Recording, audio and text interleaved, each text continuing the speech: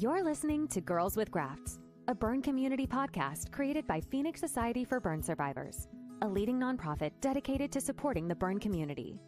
In this podcast, we'll talk with burn survivors, share resources to help with supporting and improving burn recovery, and discuss how to prevent burn injuries. Here are your hosts, burn survivors and Phoenix Society's marketing team, Amber Wilcox and Rachel Kudlak.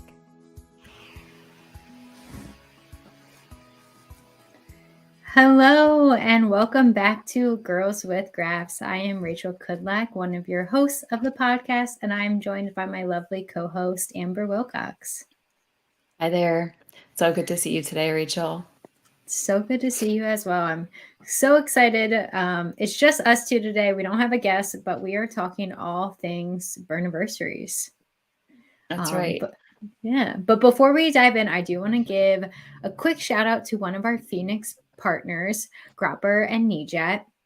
For over 25 years, the team at Grapper and Kneejet have helped individuals who have suffered fractures, surgeries, amputations, severe burns, and other injuries to get the financial compensation they deserve.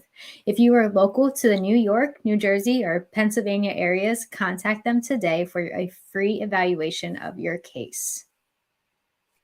That's right. So we are live today. So we want to hear from you in the comments on how you celebrate your burniversary. We've had some other guests on the show, and they've told us all the different ways that they celebrate their burniversary.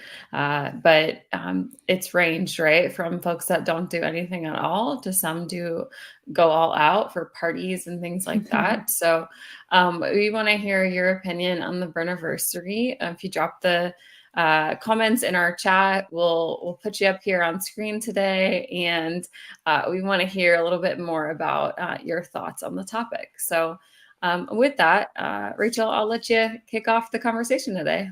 Yeah. So for those who are listening, and we'll dive into this a little bit more in a minute, but Amber and I, well, today is Amber's burniversary, and mine was just on Saturday.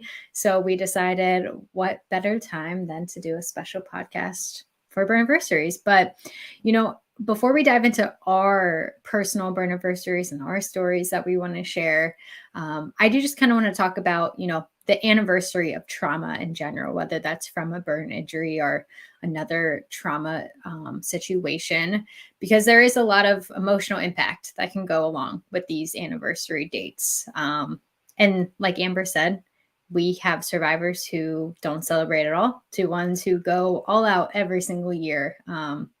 And we welcome all of the different types of ways to celebrate or not to celebrate, I guess. You know, for some, it's a party and happy day, that rebirth. A lot of people kind of almost look at it as a second birthday, but for others, it can cause a lot of pain, and that's okay to realize that and, you know, not to celebrate that day. And it really it can change too, you know, for those early in their recovery, maybe it is a day of pain and sadness, and you know, the further and further you get along in your journey, hopefully you can shift to more of a positive, happy day. Yeah, and that doesn't necessarily mean, right, like that you can't eventually find that day of peace. I know we talked with Gina not too long ago, and Gina shared with us, you know, her burniversary and how that's evolved over time. Some folks have even lost others or even pets on that day.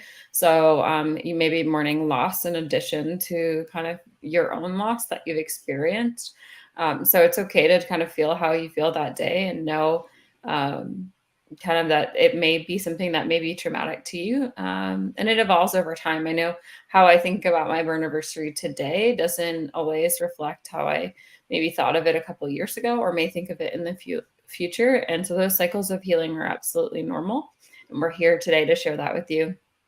I think for those survivors that are early on in their recovery, the anniversary date of your injury can trigger symptoms that maybe begin even days or weeks before your anniversary.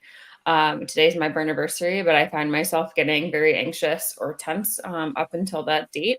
And we'll get onto kind of why I feel that way, but it's not something that's just going to happen on that day. You may be feeling that way even leading up to it. You may not know why you suddenly have these physical symptoms of anxiety or distress or even unstable moods. So we're here today to talk all about those things, but also let you know that it's okay if that's how you're feeling. Yeah. Yeah. And we hear that too from survivors who, if their anniversary date falls around a holiday or the winter months with, just heating and things like that, when you turn the furnace on again, that next year, that can be triggering, even though it's not your actual anniversary date.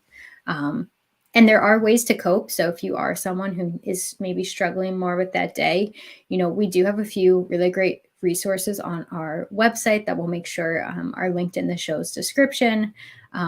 Reach out to us, reach out to a friend, a loved one, just kind of talk about your feelings. Deep breathing and meditation and even guided imagery. Amber, I'm sure you even would suggest yoga are a few great ways to cope with these symptoms as well. And maybe it's not something you have to do every single day, but in the weeks leading up to your anniversary date, those could be some practices to try. Absolutely. And know that if you do need a mental health professional, especially around that day, that's okay. And to reach out. I have my counselor on standby usually, and he knows that if I need to reach out or ask a question or just talk through how I'm feeling, I think that's really important. But I also think it's important to know that you have support around you. So find those folks that day. I know that my husband kind of just gives me space on that day and knows that if I need to get the support that I want, it's there, but also knowing that it's okay for me to just be quiet and kind of think through that day as well. So let's talk about burniversaries, because Rachel, you're sharing a pretty big burniversary as well. And so I'd love it, before we kind of go down the burniversary, if you want to share a little bit about your burn story, so that those who are listening that don't know about kind of your injury can learn more today. Yeah. So one thing that I love about, hosting the show with you specifically is that we have kind of completely different burn injury stories and different burn anniversary stories. So for me, I was burned when I was 3 years old. So, I don't even really remember my first burn anniversary, but I was burned when I was 3. I was at my babysitter's house and got caught in a house fire. So I was burned on a little bit over 30% of my body, second and third degree burns. So like I said, don't remember a lot from those initial days, but obviously growing up as a child burn survivor, I've had plenty of burn anniversaries to celebrate. I'm excited to share some funny stories with you about some of those days. But yeah, that's one thing. Like I said, I love hosting this with you, Amber, because I'm going to ask you the same question to share a little bit more about your story. But I know yours was a little more recent than mine. Yeah. And I think that's what's so great, is that we both bring different perspectives. And even just as friends, right? I know that you've been so much further out than I am. So there are things that you've kind of already experienced, or things that I won't experience that you've known about. So the reason we kind of started this show, right, way back when, was because we both felt like we could bring something different to the table, and be able to share stories of survivors of all walks of life. And so that's what's really important to us. So a little bit about, I guess, my burniversary, or my burn story. I was burned in 2020 at the beginning of the pandemic from hot caramel in my kitchen. I decided, my husband and I are very much into all of the baking shows. And so we love the spring baking championship going on right now for sure. And it was around this time that I kind of had been inspired to make something using caramel. And the recipe I was reading had just mentioned to pour it into like a glass dish. And so I grabbed the nearest glass, baking or glass of material I could find, poured hot caramel into it, and it exploded on both of my hands and both of my legs. And so at the time, my husband and I really weren't sure how severe my injuries were. We knew I was definitely in a lot of pain, but it wasn't until that evening where we really understood the severity of kind of the injury and what I'd gotten myself into. So it's a little bit about mine.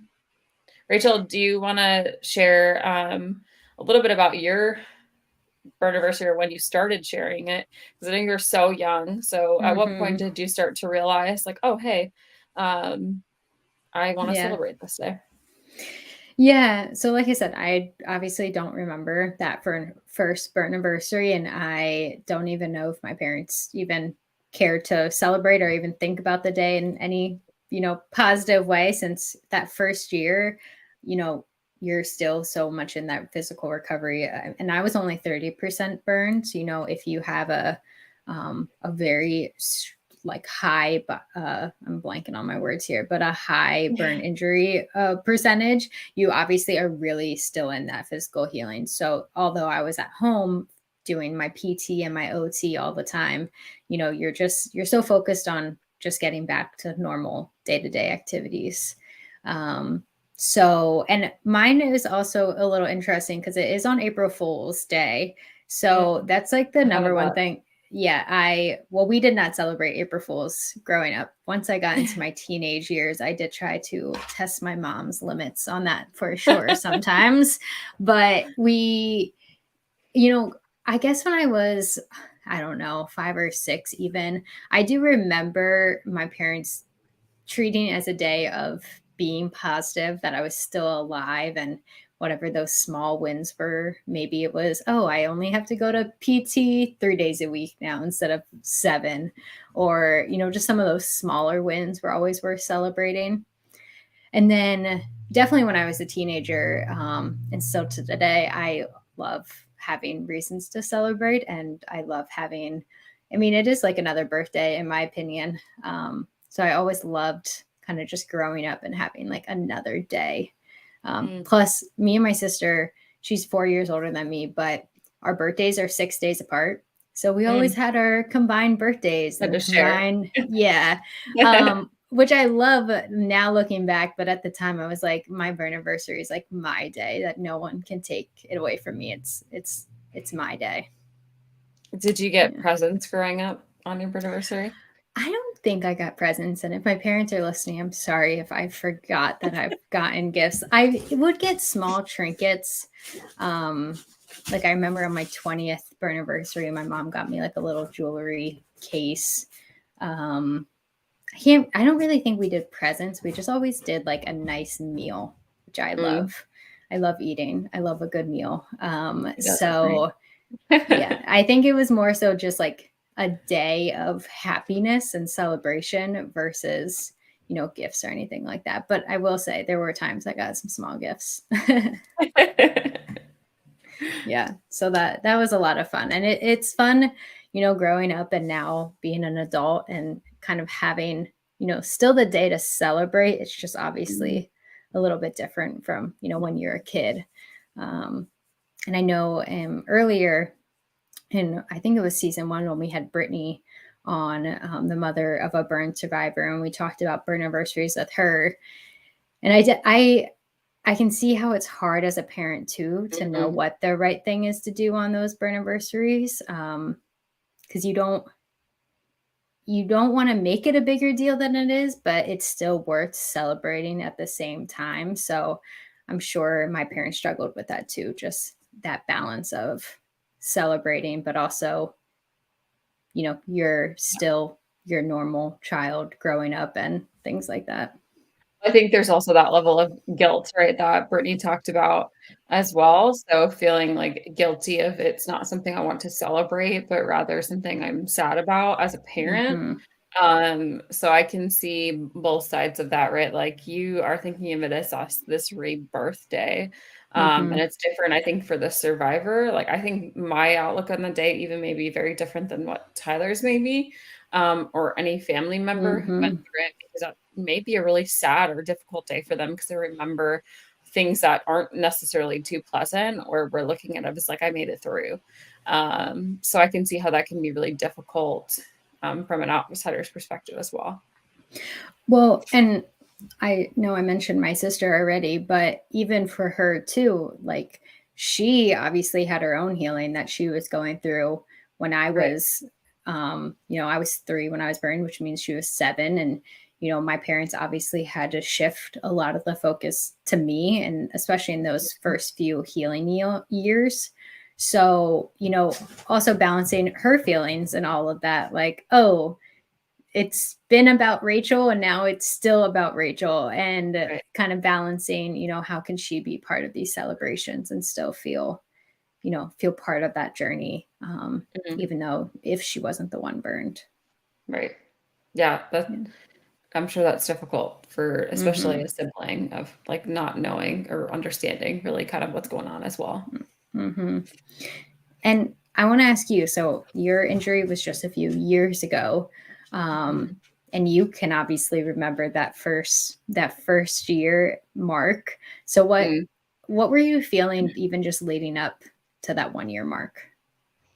Yeah, I think leading up to that year, I think I look at it differently, like this year, versus and I'll kind of get into that, but I think that first year we were just so thankful for everyone that had really helped me get to where I was. So doctors, and even the paramedics and the EMTs and everyone that came quickly and really acted, as quickly and efficiently as possible to get me the help that I needed. We just found so much gratitude that year. And so I know Phoenix Society had one of those 5K walks, and we did a walk that day on our own. It was a virtual walk, but it was still in like the middle of the pandemic. So there was a lot that still wasn't um, welcomed in terms of gathering. So Mm-hmm. Max and I went to a local park and just walked 3 miles that day. And for every mile, we kind of just sat there or walked there and like talked about what we were going through. It was super healing, right? Being able to kind of go through that process and like talk through the last couple of years. But then last year, I got really sick on the tail end of my laser surgery. I'd had 7 laser surgeries, after kind of the year of healing.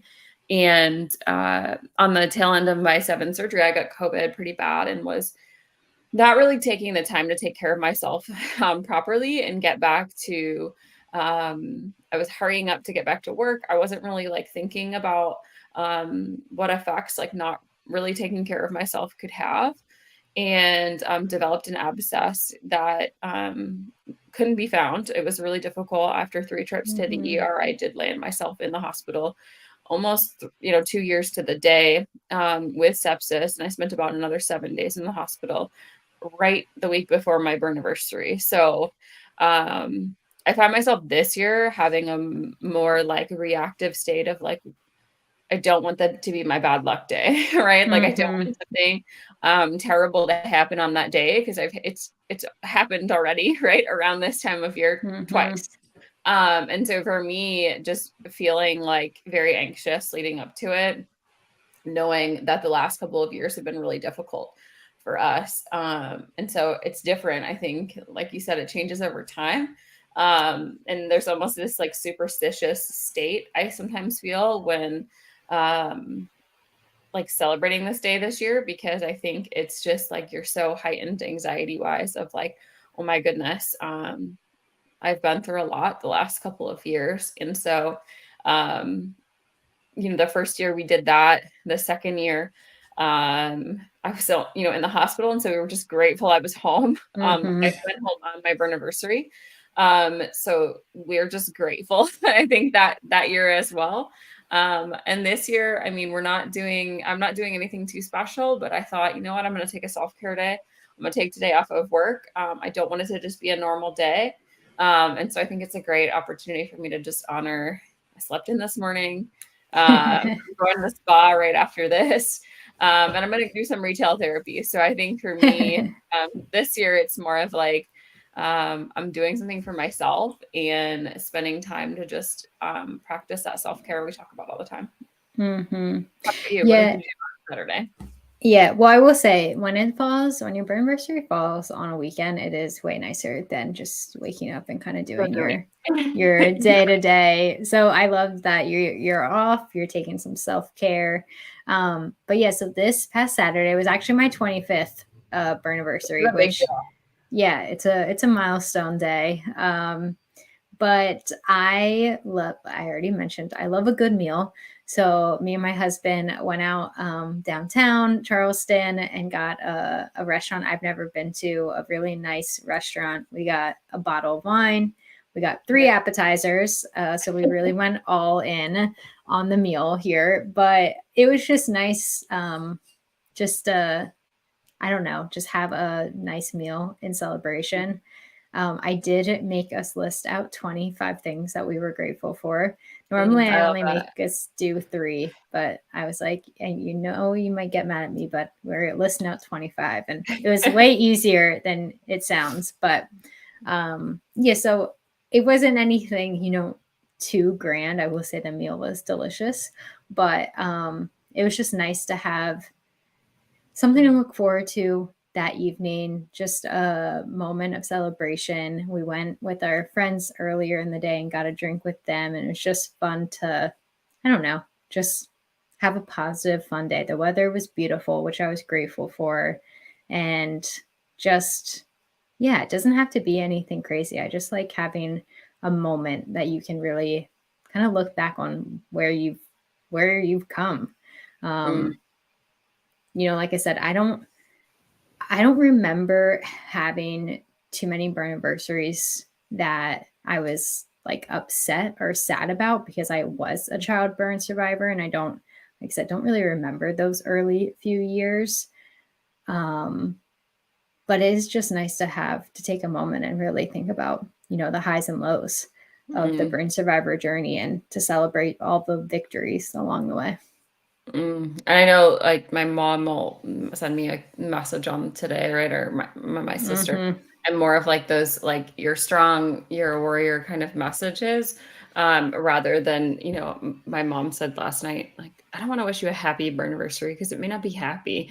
And I was like, it's okay. Like, right. Like recognizing that it's a weird day for everyone, I think, but knowing that I just take it like how I feel that day. And if I don't feel like doing anything that day, then I don't have to. But it takes time to kind of go through those emotions. And so I think, like we talked about, like going to the spa, yeah, I'll have like an hour to myself to just process how I'm feeling. And if I feel like just being in silence, I can be in silence. Nice. Yeah. And one, just hearing you talk about having that spa day reserved and ready to go, and how I had that dinner reservation made, if you are someone who may be struggling with the day and maybe you don't want to celebrate it, but you could still have something fun or more positive planned. It could be the spa. It could be just going and getting a coffee with a friend. And maybe that friend doesn't even know it's your burniversary, and that's okay. Right. But just having something planned that's a positive experience could be just a way to try to kind of, shape the day in a better way. Yeah, I think having something to look forward to, right? Like I just was like, I'm going to take the day off. And then I thought like, well, I don't want to just sit around, right? Because then I'll get in my head and things like that. So thinking of like, okay, how am I going to go through today? And I was excited that we had this podcast today because, right, it's an opportunity for me to like talk out how I'm feeling.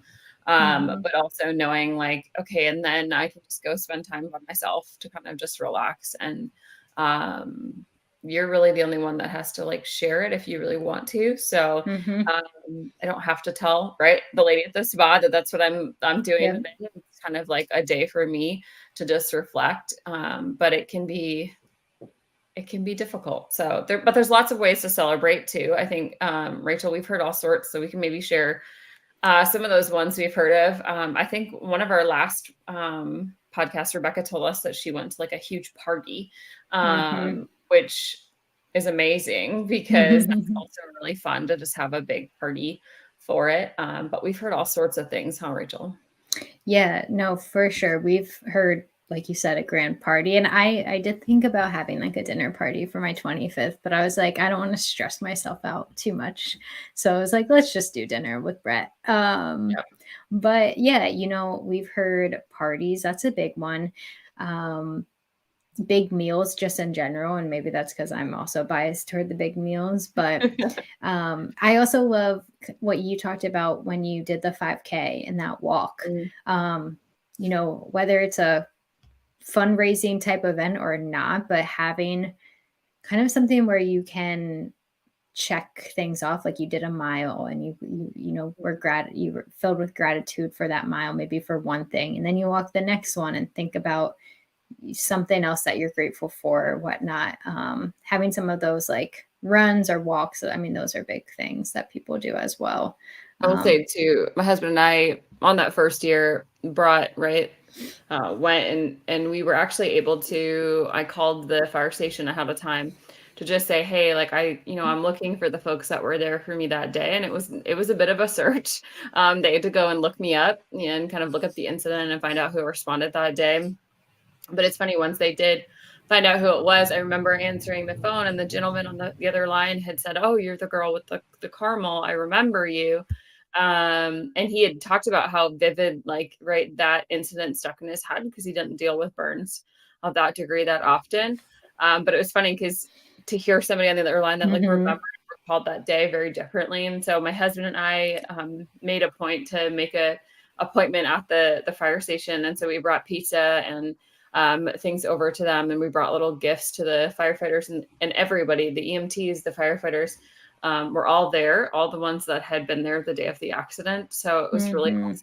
And I have like a picture that ended up in the newspaper of that day of my husband and I with all the folks that kind of I was able to reconnect with.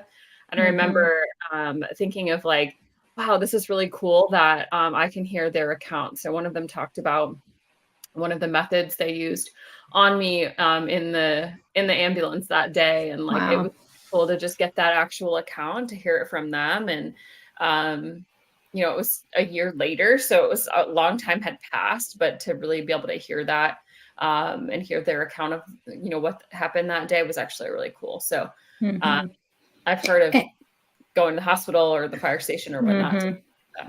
Yeah. And I love that you brought up that you reached out to them, because a lot of times, especially those first responders, the firefighters, EMS, they don't ever know what happens. They do their job, they get you to the hospital, they get out the fire or whatever it may be, but then they don't really know what's next for the survivors. And they love to hear the survivor stories.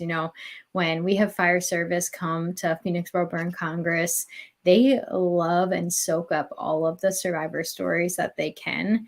So if, even if it's not your burniversary and you want to reach out to your fire department, I'm sure they would love for you to get in contact with them. So, I'm sure they would. Yeah. And I don't know if I ever did anything with my firefighters. I'm sure we probably did growing up. Again, I don't remember some of those early years, but I know my parents stayed in close contact with them. And it is true, like hearing their side of the story can be one, healing, but also just so, I don't know what the word is, but just relieving almost to kind of hear, another person's perspective of the day. Yeah. And it's the same with like nurses and doctors, right? I'm still really close with Susan Smith, who's one of the doctors I had, but also connected really well with a lot of the nurses and even occupational therapists. And I remember like even going back, I just went back this past year after all my laser surgeries and everything, and to see all those folks that I hadn't seen and be able to, give them a hug and like thank them was really rewarding. But I also joined the SOAR program at Orlando Health, and just this year was able to go back or this past year to volunteer, which had been 2 years. And so to walk in that burn unit and kind of be able to walk around was really strange, to be able to see the room that I was in But being able to also share my story with, other survivors is really surreal. And so whether you're volunteering at the hospital that day or even just talking with your burn team and reconnecting with them, I know I've, brought things there as well. So it's just a very surreal experience to, whether it's a card thanking them, or I know we send Christmas cards every year to our burn unit as well. So it's just really surreal to be able to have that experience. For sure. Yeah. I mean, I'm so far away from my hospital now, but I love that idea of just going back and taking them lunch, or even just stopping by. Obviously, make sure you're allowed to stop by at the hospital before you just show up these days. But I love that idea of, reconnecting with them, because in the same way the fire service want to hear those stories, sometimes you leave the hospital and you may not even ever go back to that burn unit. You may go to a rehab clinic or another treatment center. So to go back and be able to show them, that recovery. Yeah. Yeah, awesome. It's definitely a great way to celebrate. And I know we had Charlie on as well. And I think Charlie on her first burniversary gave a speech or spoke at an event. So there's, survivors that have the whole community support in ways like Charlie had. It's a great way to be in the community and celebrate with those who have really supported you as well. So there's lots of opportunities and ways out there. And as we're talking through this, if you have, I know there are some comments that are already coming in. So if you want to share a little bit about how you celebrate your burniversary, or just give us your opinion. It looks like Daddy is here, said showing people there's other survivors out there. Healing is so important. That's right. So I remember leading up to Charlie's anniversary, Andre reached out and said, hey, like, how do people celebrate? I've seen it. And so we do have an article actually in the resource center that'll tell you, and I've linked it in the comments and the show descriptions here too, but we'll tell you kind of a little bit about there's no right or wrong way to celebrate it. And some people or honor, I should say, because some people don't like to honor or celebrate it at all and just keep it as a normal day. And we've talked about this in sometimes our Facebook chats on Wednesday nights as well. And everybody's got a different answer for it. So that's what I love, is that everyone celebrates that trauma anniversary differently. So Rachel, I know specifically you can recall 3 burniversaries. So yes. Do you want to share some of those with us today? Yeah. So the one I'll save for the last one, that was 2 years ago. It's a funny story I'll share. But the first one, I think I was trying to remember the exact year. It might have been like my 17th burniversary or something like that. So my mom, I was burned at my babysitter's house years ago, years and years ago. And my mom had at that time was paying the babysitter cash every week for her services. And when I got burned, the babysitter actually gave back my mom the money. I can't remember if it was that day or that week or whatever. And my mom held on to it forever. And I remember, I don't know why she decided we wanted to use it this day, but it was a Sunday. It was my burniversary. We were going to lunch with my entire family and just celebrating the day. And my mom was like, my mom and dad, I guess, both were like, is it okay if we use this money now? Like, they kept it in an envelope for, I don't know, 16, 17 years. I can't remember, but a really long time. And we finally spent it at a brunch on that random amazing Sunday. It's a long time for them to keep that money too.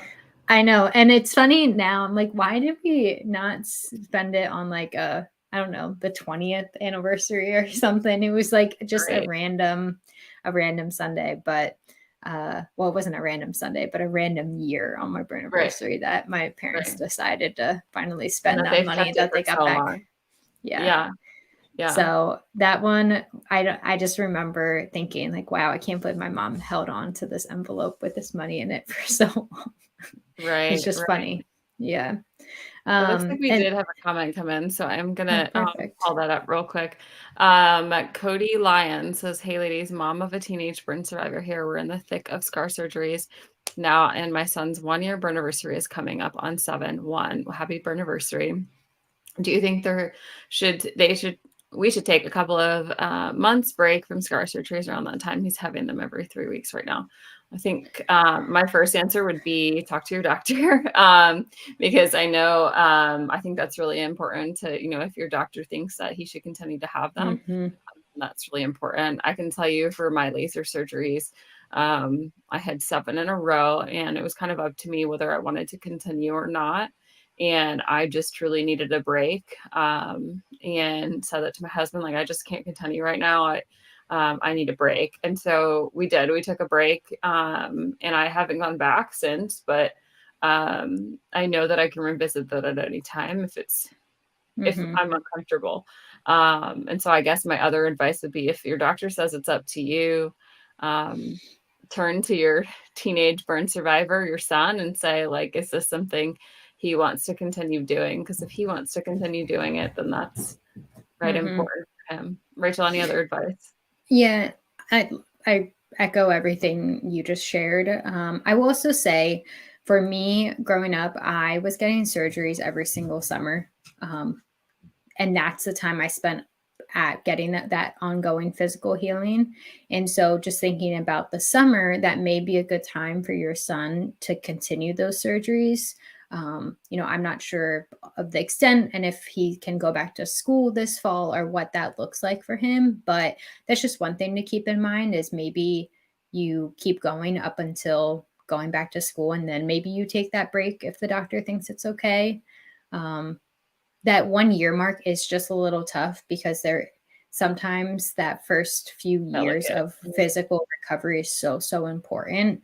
And especially as a teenager, he is going to still be growing, at least some. So just questions to ask your doctor, but I would talk to him obviously and kind of see how he's feeling with it. And it's okay to take breaks, like Amber said, if the doctor thinks that that's okay. But I like what you said too about that 1 year, because that is important. I know, like, that's such a precious year of healing that your scars haven't really set in the way that they would have. So I think that's important. Oh, and it looks like Amy's here with us too. So I'm going to pop up Amy's comment. Amy used to have a zapper party that celebrated those who supported my journey in recovery. I started that way because I knew how lucky I was not to have lost my life when others did. So Amy had an electrical burn injury, which is, I think, where that zapper is coming from. So felt the best way to honor them was to truly live. Then it became a time to go out to dinner. So she's celebrating like you, Rachel, and just be grateful. Now I often have the day pass without recognition. I don't remember the incident, so it did not bring trauma up as much for me. That's super important. And I like that Amy goes out or has gone out to dinner as well. I think that's a big one too, Rachel. You're on to something there. Well, and Amy just shows there too how it does change. Early on, maybe you are celebrating it more, and then when you get further and further out from your injury, it does just become any other day, which is okay. If you don't want to celebrate or you forget, maybe, I mean, who knows? Yeah. But yeah, it can definitely change here and there. So Rachel, let's go back to your story here. So your 20-year anniversary you celebrated. Yes. So how did you celebrate that? The 20-year one, not because it was 20 years, it just happened to fall around the same time. But so for those who don't know either, I actually started working for Phoenix Society part-time.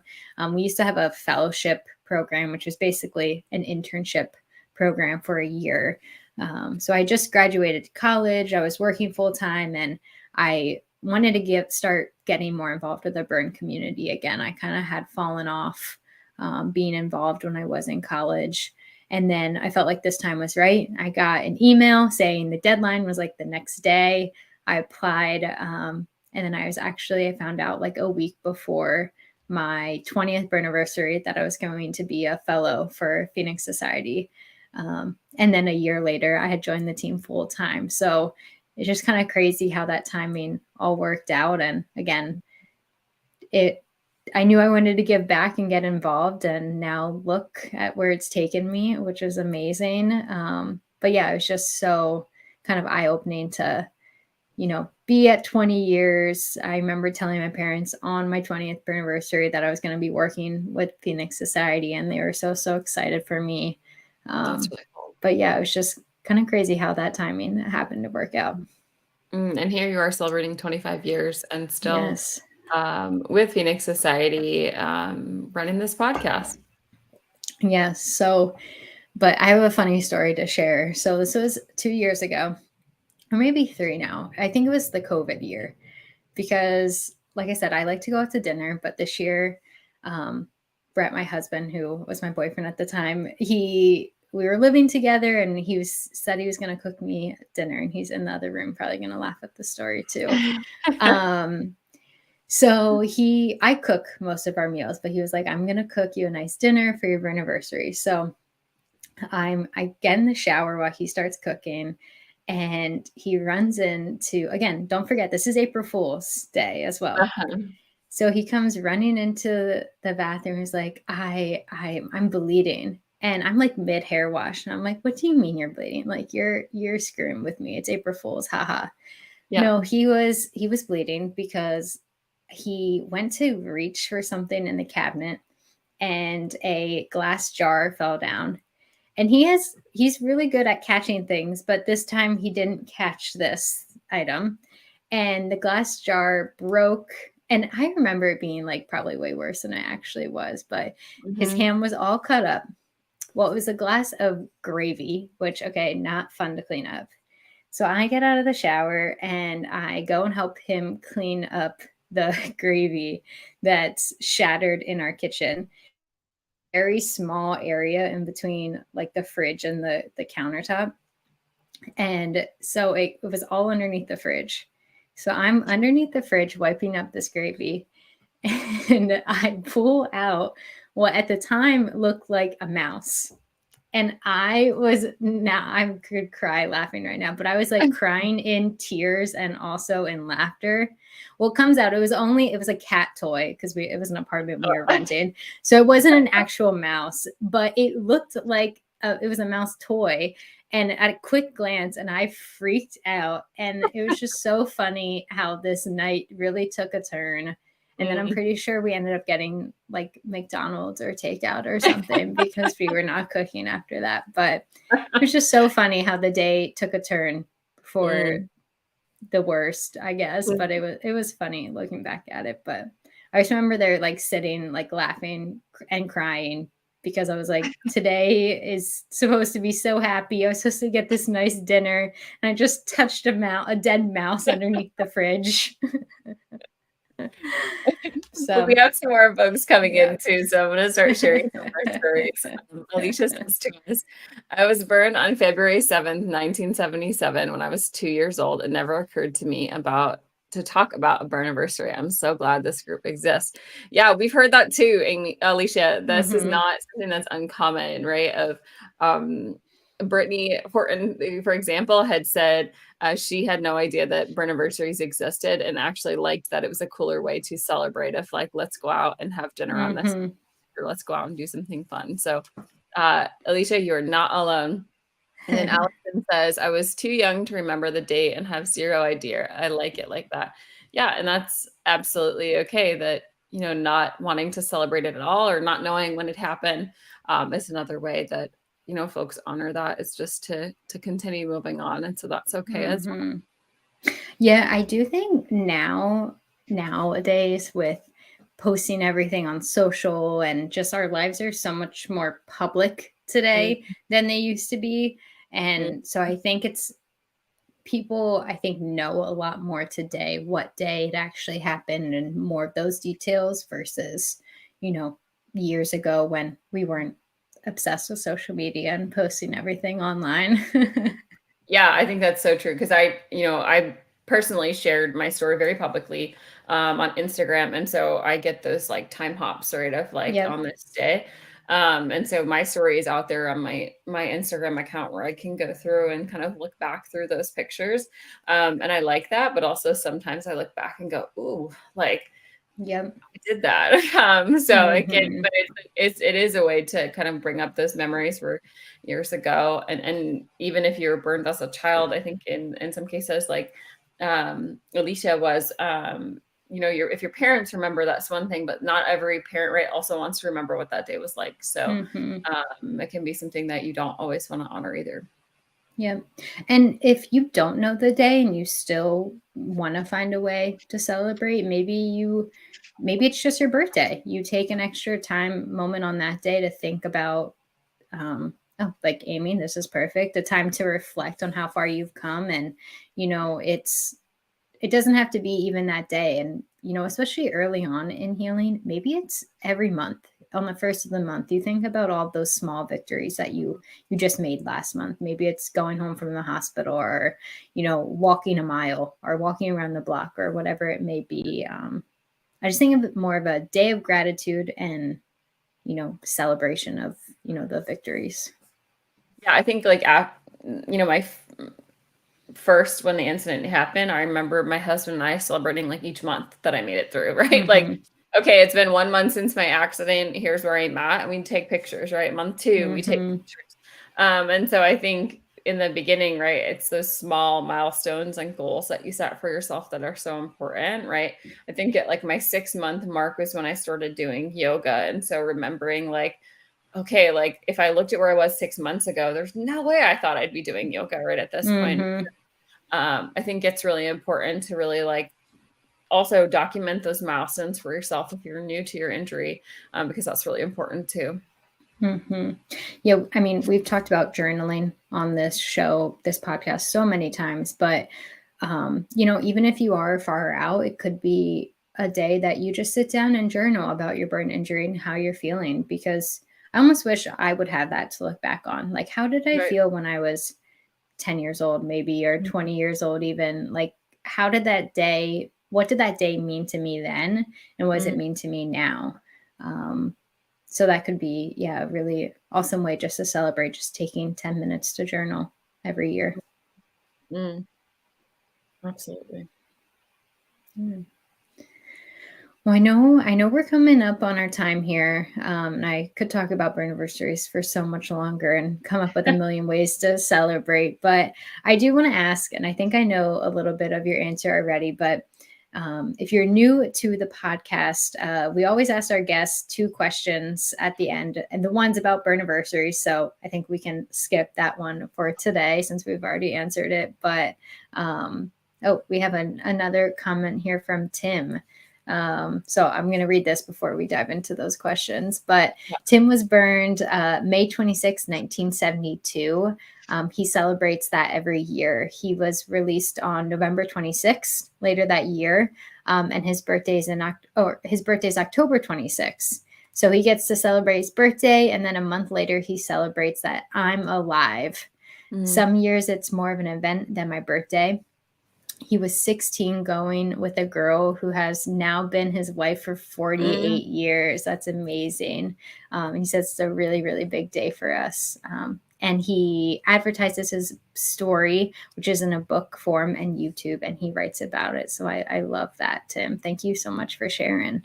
Yeah. And it's funny that 26 seems to have like that meaning for him, right? Like the 4th is big for me, Tim, too. And so I love that you have those, like 26 is your special number, whether, one of those days is not so happy, but it looks like you've got some other 26 days that are good ones to celebrate as well.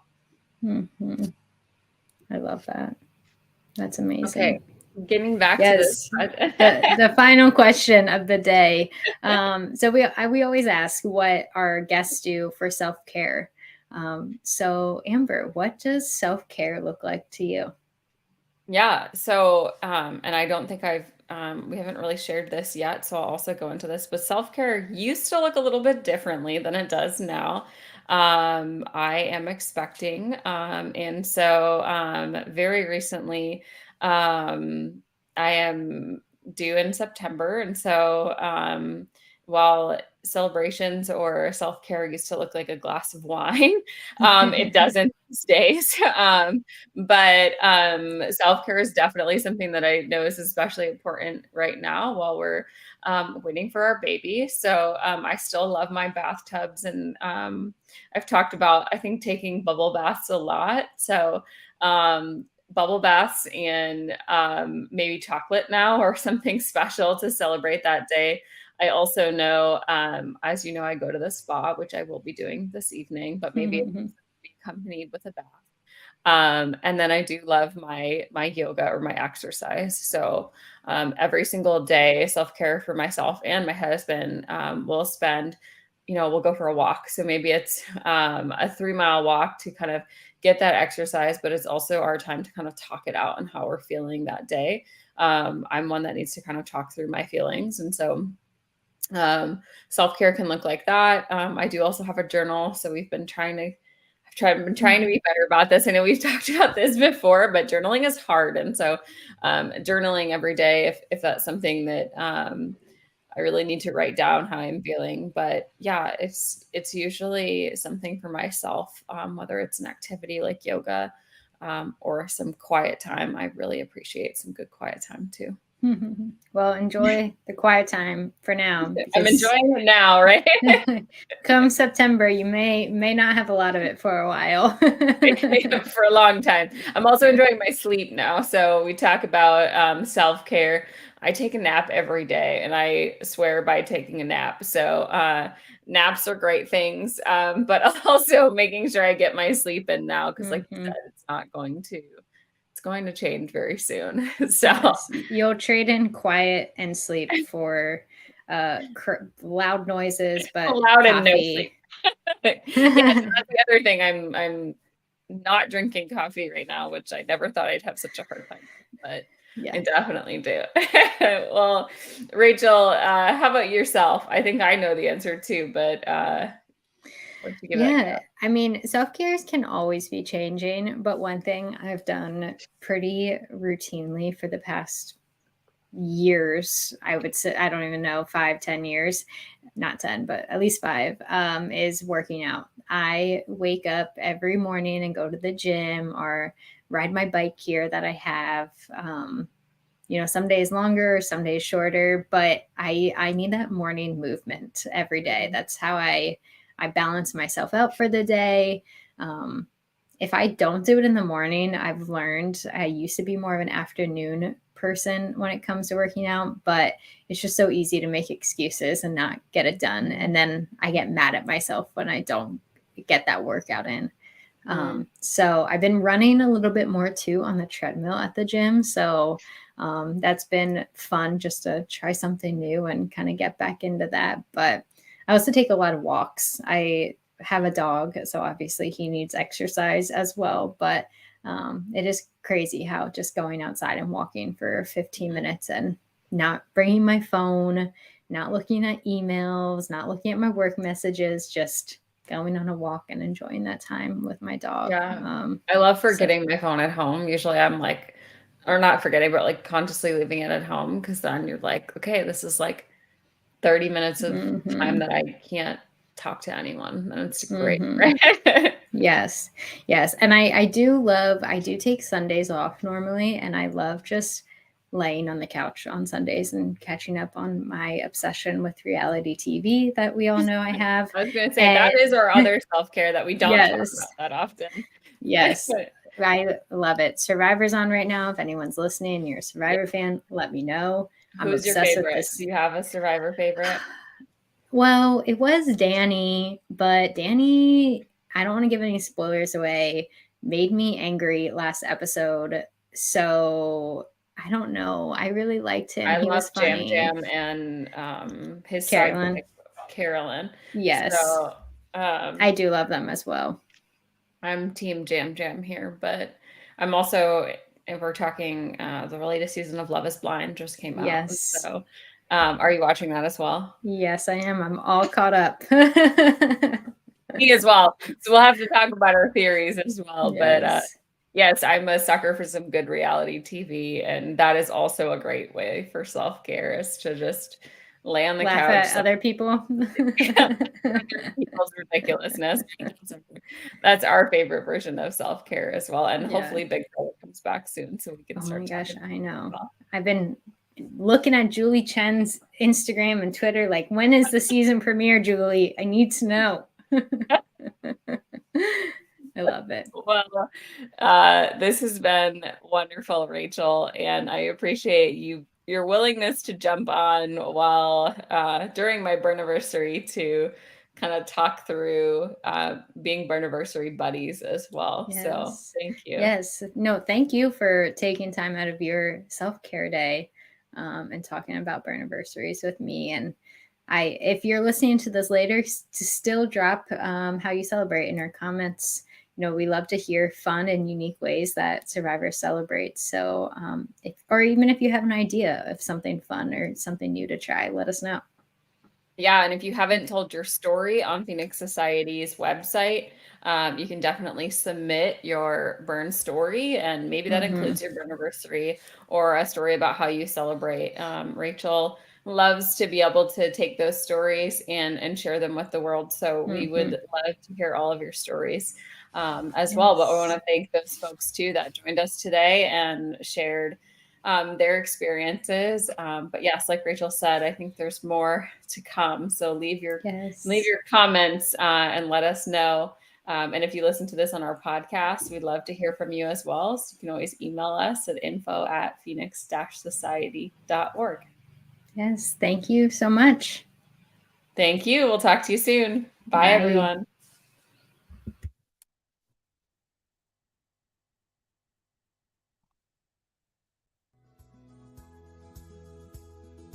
Thanks so much for tuning in to this episode of Girls with Grafts.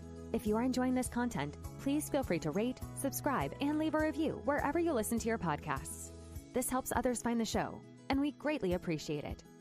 Thanks again for listening, and we'll catch you in the next episode.